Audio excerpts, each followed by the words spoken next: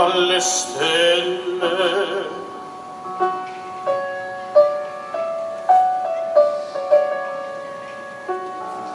E dolezzava la terra, stride all'uscio dell'orco,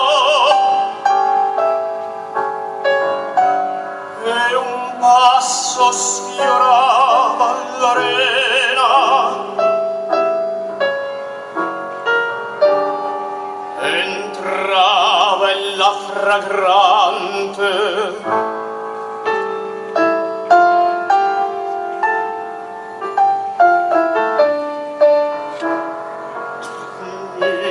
cadea fra le braccia. Oh, dolci baci,